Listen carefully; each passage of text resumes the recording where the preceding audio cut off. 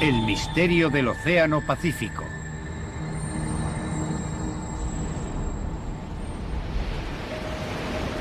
...8 de septiembre de 1980... ...el enorme carguero Derbyshire... ...con 150.000 toneladas de mineral de hierro a bordo... ...se encuentra a 370 kilómetros de la costa este de Okinawa. El Derbyshire es un buque gigantesco... ...que mide más de 3 campos de fútbol de eslora... ...el doble del Titanic... ...y tiene solo 4 años. De proa a popa, su diseño es de lo más moderno que existe... Cualquiera se sentiría totalmente a salvo navegando en él.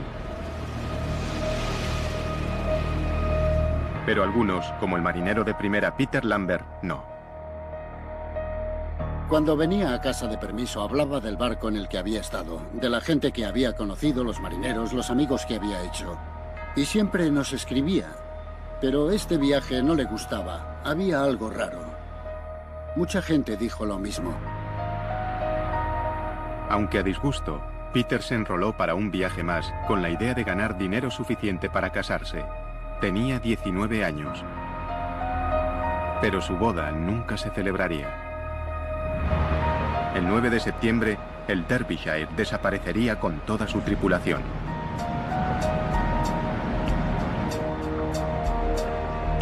Era el barco británico más grande que se hubiera perdido nunca en el mar, y nadie se explicaba cómo.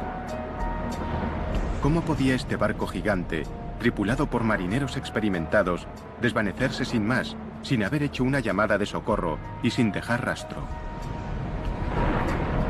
¿Sería otra víctima de uno de los enigmas más aterradores y duraderos del Océano Pacífico? Al sur de Japón se ubica una vasta extensión de océano vacío. Desde 1940, en estos crueles mares, han desaparecido misteriosamente un buen número de barcos gigantescos. Muchos de ellos se perdieron sin haber enviado siquiera un SOS y sin dejar pista alguna de su paradero. Pero estas aguas llevan siglos cobrándose víctimas. Hace mucho tiempo, los marineros japoneses dieron a esta región un nombre espeluznante: Naoumi, el mar del diablo.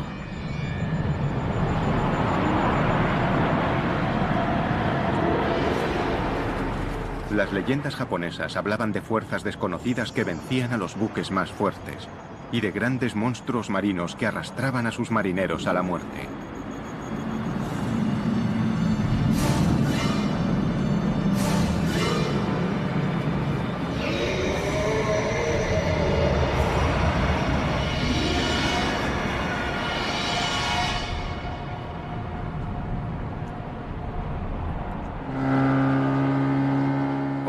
La leyenda de los monstruos marinos ha perdido peso, pero los pescadores japoneses siguen temiendo al mar del diablo, aunque su riqueza les impulsa a arriesgar sus propias vidas. El mar del diablo es un mar de abundancia. Siempre hemos pescado allí. Pero aunque hay muchísimos peces, el precio por capturarlos a veces es muy alto. Este mar es distinto. Las olas cambian rápidamente y de modo impredecible. Por eso, si te relajas a bordo de un barco, puedes tener problemas. Intrigados por los continuos informes sobre desapariciones misteriosas, los investigadores han buscado patrones que pudieran resolver el enigma del mar del diablo. Y algunos dicen que al trasladarlas a un mapa, las recientes desapariciones forman un triángulo de muerte, pero eso es solo el principio.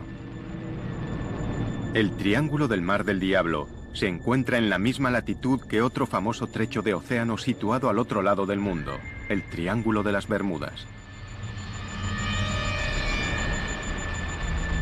¿Podría ser algo más que una coincidencia?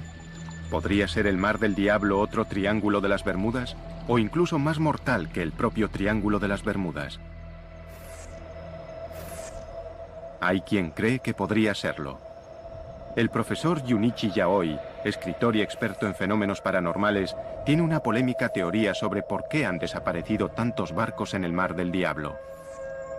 Hay muchas respuestas posibles para estos hechos. Algunos buques se hundieron debido al estado del mar, porque esos incidentes ocurrieron en mares que podrían estar encrespados o a causa de las tormentas.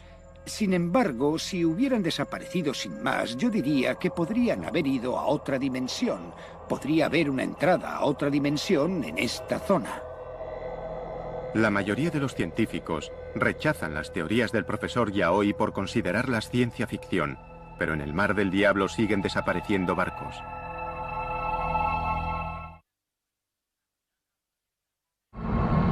Enero de 2002. El MV Linji, un carguero chino con 19 hombres a bordo, no llega a su destino en el puerto japonés de Kagoshima.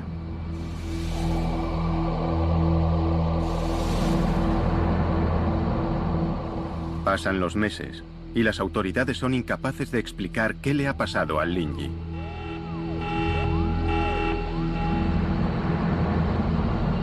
Desapareció sin haber realizado una sola llamada de socorro y sin dejar rastro alguno.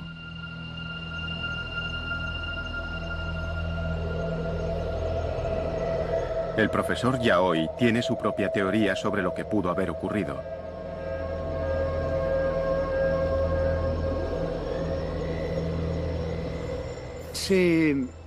Lo explicaré con un ejemplo muy sencillo. Imagínese una onda de radio. Como todos sabemos, los programas de televisión, ya sean dramáticos, documentales o informativos, se hacen en un estudio.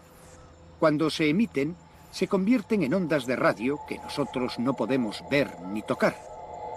Lo que quiero decir es que quizás la dimensión diferente está aquí, en el lugar en que vivimos, pero nosotros no podemos verla ni tocarla.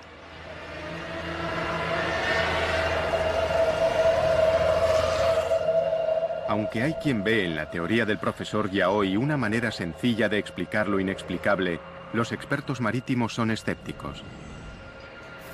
Yo soy escéptico, probablemente muy escéptico ante cosas de este tipo. David Mearns es un buscador de naufragios con un historial impresionante de localización de buques perdidos y una actitud pragmática ante lo paranormal. La gente me contrata para que encuentre respuestas desde el punto de vista científico y técnico. Por eso, si de pronto dijera... no puedo explicarlo. Debe de ser por el Triángulo de las Bermudas o por el Triángulo del Pacífico. No creo que volviera a tener nunca alguna credibilidad. En 1994, David y su equipo acometieron uno de sus mayores retos hasta la fecha: resolver el misterio del buque perdido Derbyshire. Sería una misión muy exigente incluso para un experto como él. Esta vez se enfrentaba a un enemigo formidable, tal vez el más duro de su carrera, al Mar del Diablo.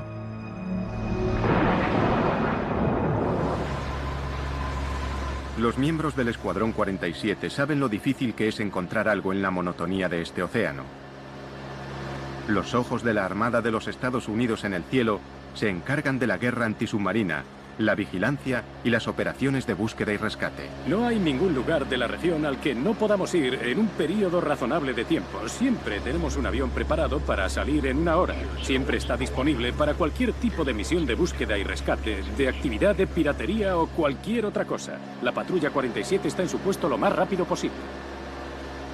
Los aviadores conocen la región como la palma de su mano, pero ni siquiera ellos pueden explicar lo que han experimentado en este mar.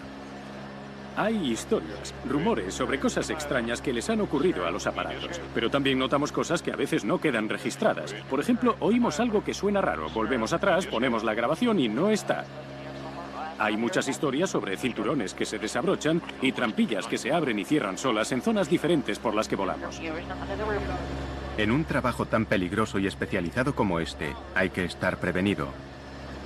Los hombres y mujeres que vuelan por estos cielos hostiles saben que no son solo barcos los que desaparecen. Los cielos del Mar del Diablo se han cobrado su cuota de aviones. Y hay una desaparición misteriosa que obsesiona sobre todas las demás a las tripulaciones que sobrevuelan esta zona a diario. 22 de marzo de 1957, 4:48 de la mañana. Un avión de transporte Stratofighter C-97 de las Fuerzas Aéreas de los Estados Unidos despega de la isla Wake hacia el Aeropuerto Internacional de Tokio con 67 militares a bordo.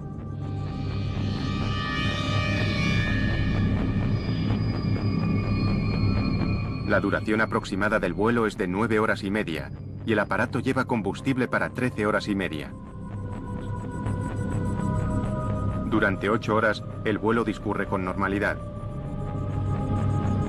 A las 2:30 de la tarde, el piloto comunica por radio como hora aproximada de llegada a las 5 de la tarde, y añade que todos los equipos funcionan con normalidad.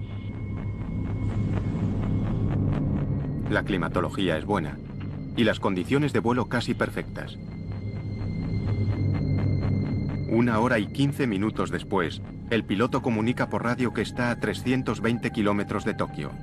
Los controladores aéreos esperan la llegada del aparato en un plazo de 2 horas. Pero el C-97 nunca tomó tierra en el aeropuerto.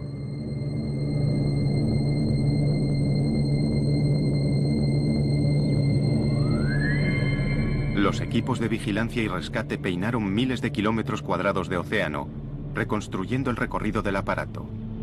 No encontraron nada. El gigantesco avión de transporte había desaparecido. Algo dentro o sobre el Mar del Diablo tenía poder suficiente para eliminar al enorme aparato sin dejar rastro. ¿Qué pudo haberle ocurrido a este formidable avión, fabricado para el combate y en condiciones perfectas para el vuelo? A día de hoy, nadie lo sabe. Sigue siendo un misterio y un peligro que los hombres y mujeres del ejército deben aceptar en el cumplimiento del deber.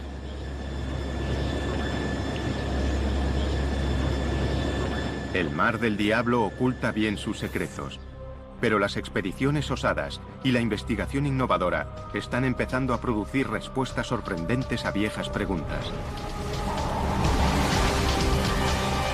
Al igual que en el Triángulo de las Bermudas, nada es nunca lo que parece en el Mar del Diablo.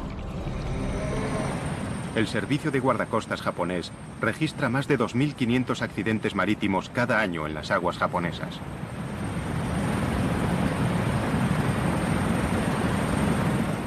Estas aguas mortales son inmensas e implacables. Las posibilidades de dar con un barco perdido en esta zona hacen que encontrar una aguja en un pajar parezca fácil.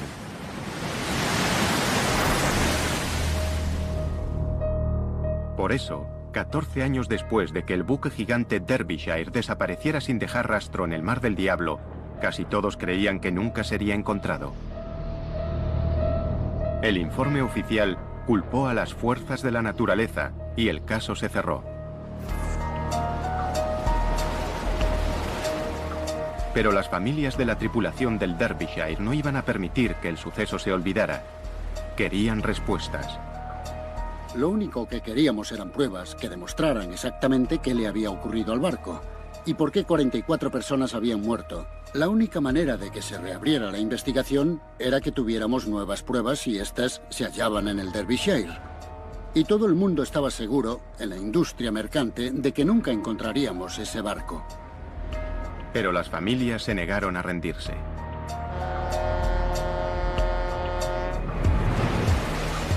En julio de 1994, una expedición dirigida por David Mearns de Oceaneering Technologies ponía rumbo hacia el Mar del Diablo con la esperanza de solucionar el caso. El equipo se apoyaba en una débil pista.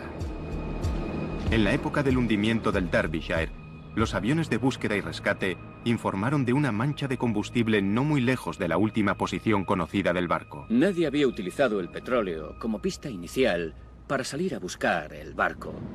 Había cierta incertidumbre en aquella época sobre lo grande que podía ser el área. ¿Estaría el petróleo directamente sobre el barco o lo habría arrastrado la corriente 15 kilómetros, 100 kilómetros, 150 kilómetros? Nadie lo sabía. Pero mi corazonada era que se trataba de una señal excelente que nos llevaría hasta los restos del Derbyshire. Solo con esta pista, David Mearns y su equipo intentarían lograr lo imposible: encontrar el Derbyshire y poner fin al misterio.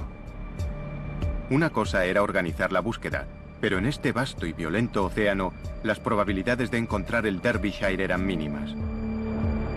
El lecho del océano está a kilómetros de profundidad, y aunque el Derbyshire estuviera allí abajo, su estado de conservación 14 años después de su desaparición era impredecible. Con casi todo en contra, el equipo de la expedición depositó su fe en un dispositivo moderno, el sonar de barrido lateral. Remolcado por su barco, recorrería el lecho del océano y enviaría imágenes tomadas a 4.000 metros de profundidad. Pero estos barridos del sonar serían también una carrera contrarreloj. Cada día de búsqueda costaría decenas de miles de euros. El equipo de búsqueda solo tenía dinero para 8 días en el mar. El sonar de barrido lateral remolcable descendió al lecho del Mar del Diablo y comenzó a transmitir imágenes extrañas desde el fondo del océano. Para un profano, no eran más que un revoltijo de formas y sombras, pero a David Mearns algo le llamó la atención. Sí, fíjate en esta altura. Al final de aquella línea empezamos a ver algunas cosas que parecían un poco sospechosas.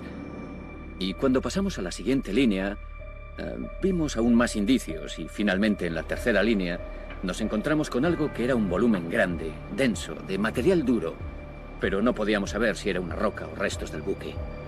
Mira eso. ¿Sería el golpe de suerte que estaban esperando? El equipo sabía que el éxito o el fracaso de la expedición estaban en juego. Todo dependía de lo que consiguieran ver en la segunda pasada del sonar. Cuando nos estábamos acercando justo al punto en el que el sonar remolcable empezaba a captar imágenes, lo perdimos. Así, tal cual. Un cable doble de acero, muy resistente, se rompió. Y allá se fue nuestro sonar remolcable de 600.000 euros por la popa del barco y supimos que estaba perdido. El sonar de barrido lateral remolcable, su máxima oportunidad de éxito, yacía a 4.000 metros de profundidad en el fondo del mar. El tiempo se agotaba.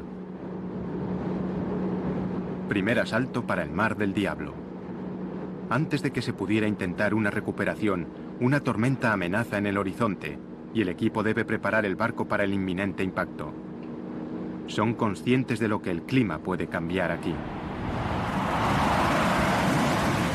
En el recuerdo, una tormenta que devastó la armada más poderosa que haya surcado jamás los mares. Hoy, esa misma armada cuenta con una tecnología impresionante y ha aprendido de las lecciones de la historia. ¿Pero estarán destinados estos marineros a enfrentarse una vez más a la furia del Mar del Diablo?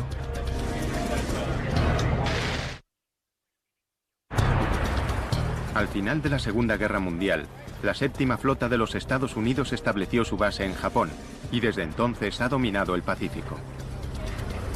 La séptima flota navega por aguas japonesas sin miedo, al menos a ningún enemigo humano. Pero estos marineros saben que si bajan la guardia, el Mar del Diablo puede jugársela en un abrir y cerrar de ojos. Muchas veces disfrutas de vientos favorables y de mareas en calma. Mejor imposible. Miras el horizonte, hay una brisa agradable, el sol brilla y te dices que si no estuvieras en la marina te estarías bronceando. Pero unas horas después, sin más, es como si se desencadenaran 1000 demonios. Así que nunca sabes qué va a pasar. Para sobrevivir en el Mar del Diablo, hay que estar preparados para lo que sea. En esta peligrosa región, lo más importante no son los pilotos de los cazas, sino un puñado de meteorólogos que escudriñan el mar y el cielo en busca de alguna señal de problemas. Estos hombres no contemplan el equivocarse. El más mínimo error podría ponerles en la senda del peligro, y sobre sus buques caería el clima más mortífero que pueda generar el planeta. Parece increíble que estos poderosos buques de guerra, construidos para repeler a los peores enemigos, puedan ser tan vulnerables a los embates de la naturaleza. Pero el Mar del Diablo ya ha demostrado lo que puede hacerles. Es una tragedia que aún atormenta a la Armada.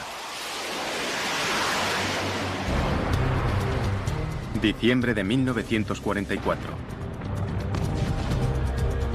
La Segunda Guerra Mundial ruge en el Pacífico. Los escuadrones suicidas de los kamikazes japoneses son el enemigo más temido.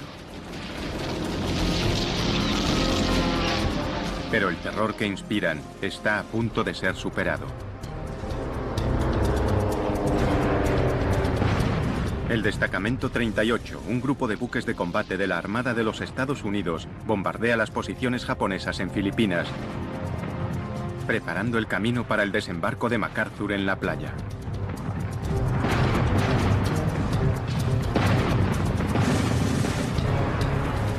Después de 3 días de bombardeos, deben interrumpir el ataque y situarse en formación para repostar. Pero en el horizonte se está formando una fuerza mortal. Una fuerza mucho más destructiva que todo lo que los japoneses pudieran lanzarles. Mientras los barcos intentan repostar en un mar cada vez más difícil, les acecha la furia creciente de un poderoso tifón. Cuando la tormenta se desata, no hay donde esconderse. Los marineros del Destacamento 38 se ven luchando por salvar sus vidas. El mar es descrito como montañoso. Estaba muy encrespado. Los barcos se balanceaban. El viento estaba entre los 50 y 75 nudos con rachas que alcanzaban los 120. El nivel de ruido era terrible. Y por supuesto, los barcos se movían de lado a lado, arriba y abajo. Fue una experiencia aterradora para los hombres de a bordo. Hubo marineros que, aunque se habían enfrentado a la amenaza kamikaze, descubrieron que el tifón era la peor experiencia de sus vidas. Cuando cesó, habían muerto 765 marineros norteamericanos. Fue el peor desastre natural de la Armada de los Estados Unidos en el siglo XX. La poderosa flota, con las cicatrices de la tragedia bien visibles, regresó a puerto. El tifón asesino había pillado al Destacamento 38 por sorpresa. Para evitar que volviera a suceder un desastre parecido, la Armada estableció puestos de información meteorológica por todo el Pacífico.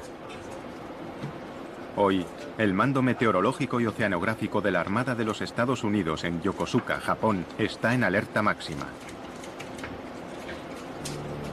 En el Mar del Diablo se está formando un potente tifón.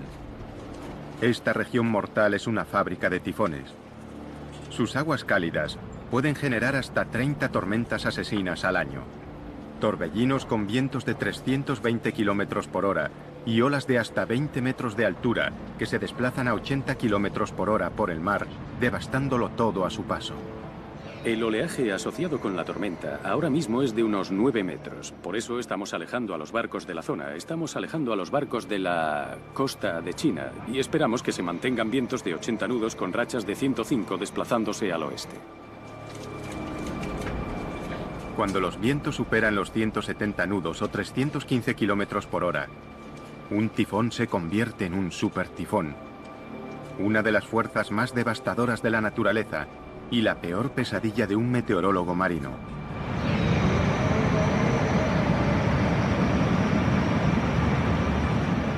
En un supertifón puede haber olas que superen bien los 10 metros y mucho mayores de lo que querrías encontrarte con un barco. Capaces de hundir barcos, hacerlos encallar, destruir instalaciones portuarias y casas en las islas y devastar absolutamente todo lo que se encuentran. Un viento de 170 nudos derrumbaría muros de hormigón y estructuras permanentes. La labor de un meteorólogo naval consiste en asegurarse de que si un monstruo meteorológico como este agita los mares, no se encuentre nunca con un buque de la Armada de los Estados Unidos. Si están lo suficientemente cerca de tierra, pueden capear el temporal en la seguridad relativa de un puerto, pero los buques que están muy lejos de la costa no tienen otra opción que afrontar la tormenta. Muchos de los barcos perdidos en el Mar del Diablo han desaparecido durante los peores meses de invierno, cuando las tormentas son más frecuentes y mortales. Pero estos son buques gigantes, pensados para resistir las peores condiciones. Un tifón solo no podría hundirlos. Cuando el gigantesco carguero Derbyshire puso rumbo hacia el Mar del Diablo, era septiembre de 1980, la peor época en la estación de los tifones. A las 10:19 de la mañana del 9 de septiembre, el capitán informó de que el Derbyshire estaba luchando contra vientos de 110 kilómetros por hora y olas de 10 metros.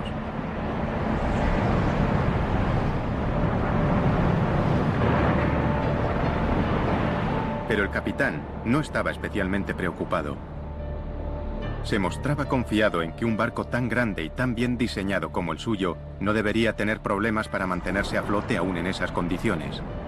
Comunicó por radio que su llegada a puerto no se retrasaría más que unos días.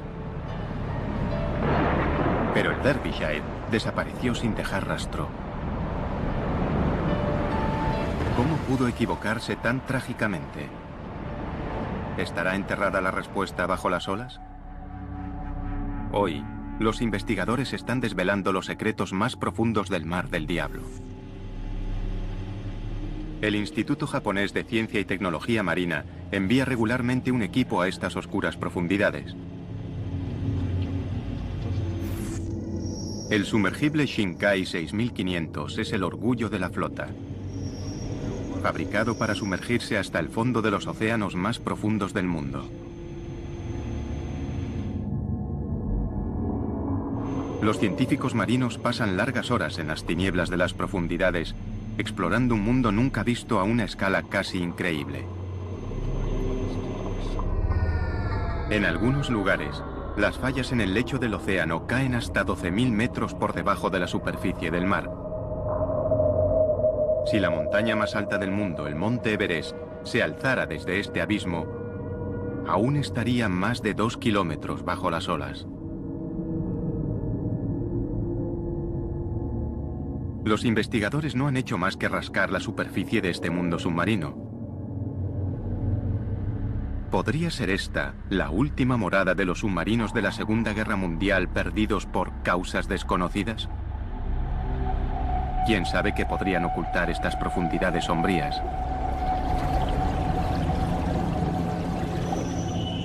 Se ha sugerido incluso la existencia de una fuerza extraterrestre que acecha bajo el Mar del Diablo. El informe de la investigación de un científico ruso fue ampliamente difundido en la prensa paranormal. El 18 de agosto de 1980, el buque soviético Vladimir Boberov regresaba de una misión de rescate en la costa japonesa. El jefe de la expedición, profesor Platenov, declaró que estaba de guardia cuando, de repente, un objeto no identificado salió del mar y rodeó el barco. Según el profesor, era de forma cilíndrica y pasó a toda velocidad emitiendo una luz azul cegadora.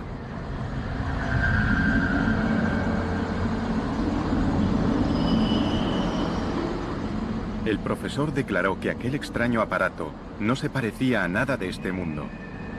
El objeto dio vueltas alrededor del barco durante varios minutos y se volvió a sumergir en el océano tan rápidamente como había aparecido. A lo largo de los años, se habían contado historias similares que habían acrecentado la leyenda del Mar del Diablo. Pero hay otra explicación para los objetos extraños que salen del agua. Los científicos japoneses rechazan la idea de una fuerza extraterrestre submarina. Para ser sincero, casi todos los fenómenos son explicables con los conocimientos de que disponemos, aunque nunca he visto un fenómeno tan extraño. ¿Qué fuerza natural puede enviar objetos hacia una superficie que está a kilómetros de distancia? Una posible respuesta se halla en el abismo occidental del Mar del Diablo, donde el núcleo fundido de la Tierra amenaza con salir a través de la frágil corteza.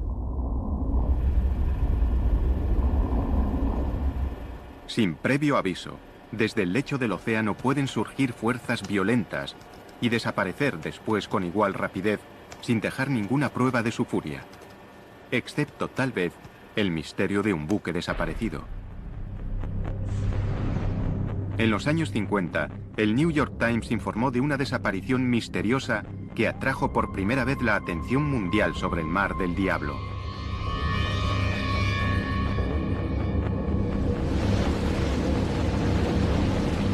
...23 de septiembre de 1952...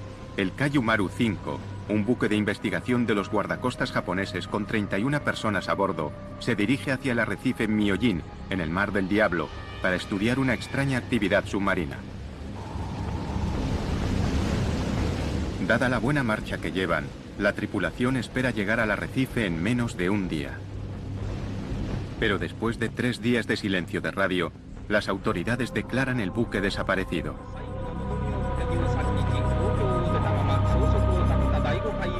Los buques que se encuentran en la zona acuden a buscar supervivientes. Ningún tripulante del Kaiju Maru aparecería. El misterio crece hasta que, por casualidad, los equipos de búsqueda son testigos de un violento fenómeno natural.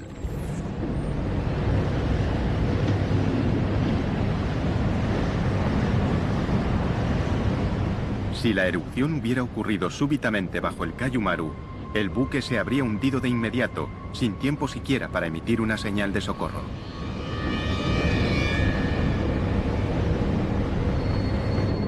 Se encontraron algunos restos de un naufragio, pero ninguno con el nombre del barco, y no hubo supervivientes que contaran lo ocurrido.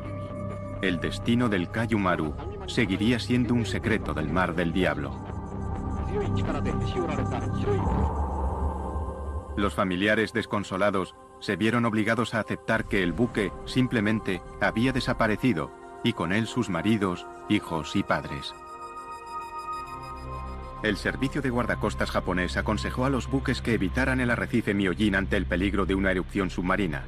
Nacía así una leyenda. Pero las profundidades pueden matar de más de una manera. Cuando un terremoto asola a las ciudades costeras japonesas, sus habitantes corren hacia las colinas. Un terremoto en el lecho marino envía una onda de choque a la superficie. Entonces, se desplaza una masa de agua que se mueve rápidamente a través del océano.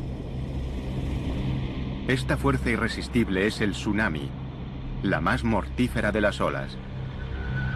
En océano abierto, los tsunamis pueden alcanzar más de 800 kilómetros por hora. Cualquiera que se encuentre en su camino, en tierra o en un puerto, no tiene ninguna posibilidad. De pequeño, Takeo Suzuki fue uno de los pocos afortunados que sobrevivieron cuando un tsunami aniquiló su aldea. Fue realmente terrible. A las 12 en punto se produjo el terremoto. Unos minutos después llegó el tsunami.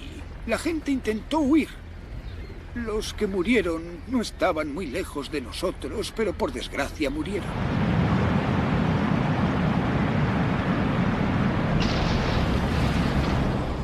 A lo largo de la historia, los tsunamis se han cobrado las vidas de cientos de miles de personas. Hoy, los tsunamis siguen causando estragos en la costa japonesa. Y con demasiada frecuencia, la gente no se da cuenta de la amenaza que suponen hasta que es demasiado tarde. Nadie conoce mejor la impresionante fuerza de un tsunami que Chip McCready, del Centro de Advertencia de Tsunamis del Pacífico. Un tsunami incluso de 3 metros es muy devastador, porque el nivel del mar se eleva a 3 metros y se queda a esa altura durante 5 minutos, 10 minutos, 15 minutos, y durante ese periodo de tiempo llega mucha agua a la orilla y a gran velocidad. Esto no solo produce inundaciones, sino que la fuerza del agua derriba cosas y arrastra escombros que a su vez se convierten en arietes.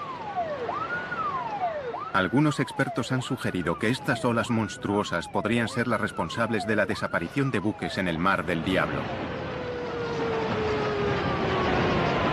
Pero quienes mejor conocen los tsunamis afirman que es poco probable. Un tsunami muy destructivo solo alcanzaría 1 metro o menos de altura en mar abierto. Y como estas olas son muy anchas, el tiempo que la ola necesita para levantarse y después volver a bajar es muy largo. Podría ser de entre 20 minutos y 1 hora. Así que este lento ascenso y descenso del mar en medio del océano pasa casi inadvertido. Aunque provocan enormes destrozos en la costa, no se puede culpar a los tsunamis de la desaparición de un barco en el mar. En alta mar, el tiempo se agotaba para la expedición que buscaba al buque perdido Derbyshire. Habían obtenido un escáner prometedor del lecho marino donde presuntamente había desaparecido el barco. Pero antes de tener una identificación positiva, el sonar de barrido lateral remolcable se había perdido, reclamado por el Mar del Diablo. Ahora la tormenta amainaba y la misión podía continuar. Intentarían recuperar el sonar de barrido lateral e identificar el objetivo. ¿Pero estarían preparados para lo que encontrarían a 4.000 metros de profundidad?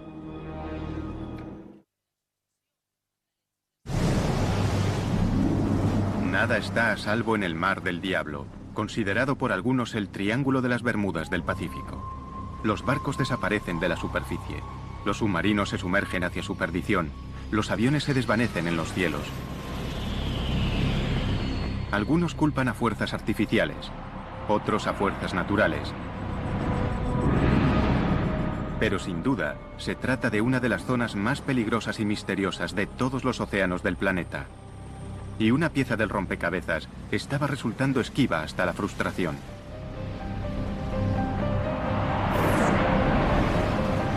El Mar del Diablo había desbaratado un intento de resolver el misterio del Derbyshire. El equipo de la expedición había perdido su sonar de barrido lateral remolcable justo cuando empezaba a transmitir imágenes de una formación sospechosa en el fondo del océano. Ahora tendrían que organizar una misión de rescate, intentar recuperar el sonar remolcable e identificar el objetivo que se encontraba en el fondo. El equipo preparó su vehículo manejado a distancia, el ROV. Esta misión le exigiría el máximo. ¿Soportaría el armazón de titanio del ROV las presiones aplastantes que podría encontrar en su descenso? Unos finos cables eran lo único que mantenía unido este sumergible de tecnología punta al buque. Si algo salía mal a 4.000 metros de profundidad, desde la superficie no se podría hacer nada. La tensión era tremenda. Teníamos un elemento del equipo carísimo sumergido en el lecho del océano. Había un naufragio que era el que buscábamos. Pero si no obteníamos una imagen que lo demostrara, nadie nos creería. Y volver, sin haber conseguido nada, era fracasar en todos los frentes. Recuperamos el sonar remolcable. Y recuperar una sonda de 1 tonelada y subirla a cubierta fue algo técnicamente muy difícil de conseguir. Después teníamos que sumergirnos y nos quedaban 6 horas antes de tener que levar anclas y marcharnos del lugar. La ansiedad a bordo crecía a medida que llegaban de las tinieblas oscuras imágenes nunca vistas. El ROV captó un rastro de reluciente mineral de hierro, la carga que el Derbyshire transportaba cuando desapareció.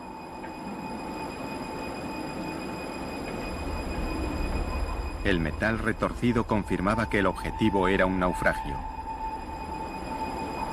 Y entonces, el momento que todos esperaban.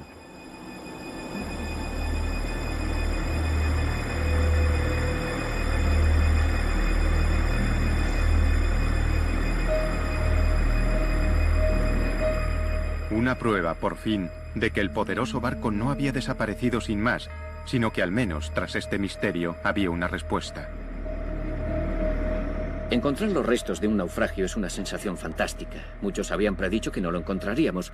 Así que el momento en el que empiezas a ver el naufragio, que puedes ver esas imágenes, es una gran sensación.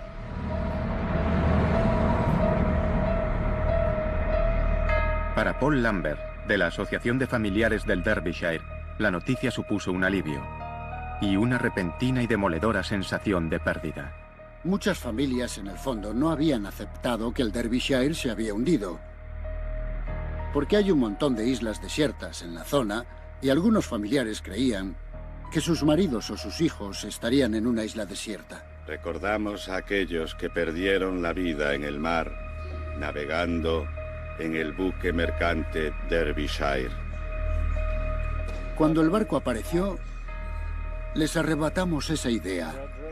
Y hubo muchas emociones enfrentadas. La realidad, de repente, de que tu ser querido no va a volver a casa. Aunque hayan pasado 14 años desde que se hundiera el barco, aún se aferraban a eso. Jeffrey Victor Underhill. Tras 14 dolorosos años, las familias de los desaparecidos tenían las respuestas que habían estado buscando. Raymond William Taylor. Peter Lambert. Nigel Coates.